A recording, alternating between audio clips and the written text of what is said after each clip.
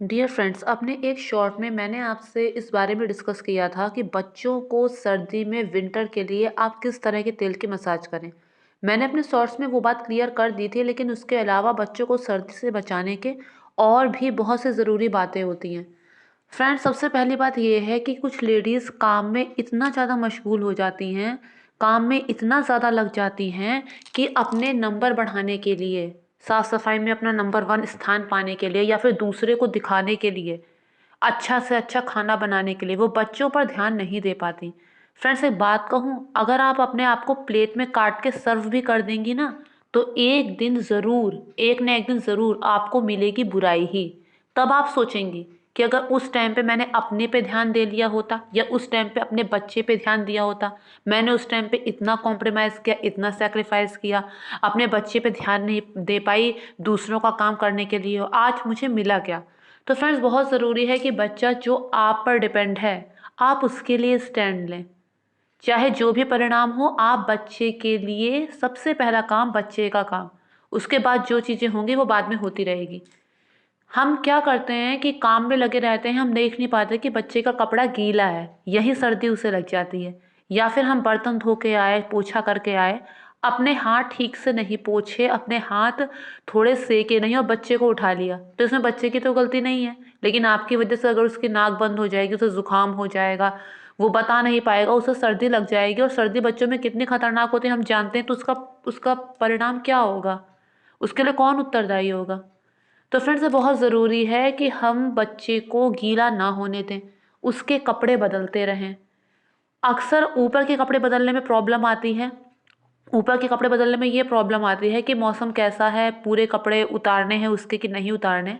ऐसे में फ्रेंड्स, हमें ये देखना है कि बच्चे का अगर ऊपर का कपड़ा ज़्यादा गीला नहीं है, एक मोटा तकिया का कवर डाल के, एक मोटा कपड़ा जैसे तकिया का कवर होता है वो डालकर, अगर गीली चीज़ बच्चे की बॉडी को टच नहीं कर रही है, तब तो आप रहने दे सकते हैं।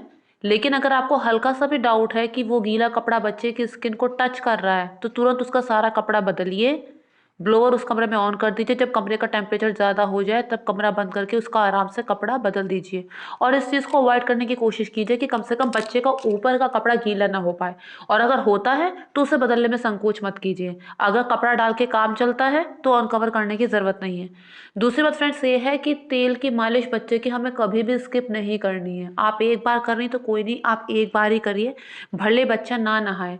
लेकिन अगर वो कपड़ा तो रोज़ ही बदलता होगा, तो एक बार तो पूरी बॉडी की मालिश हो जाएगी। उसके बाद बच्चा जब भी सो रहा है, तेल गरम करके उसकी हथेली में, उसके तलवों में, उसके सीने में, उसके तालू में, सर में, हर जगह पीठ पर, जहाँ जहाँ हाथ डाल के आप तेल लगा सकती हैं उसे ज़रूर ज़रूर लगाएं। जितनी बार लगा सकती हैं, वो आपका सबसे पहला और सबसे बड़ा काम है।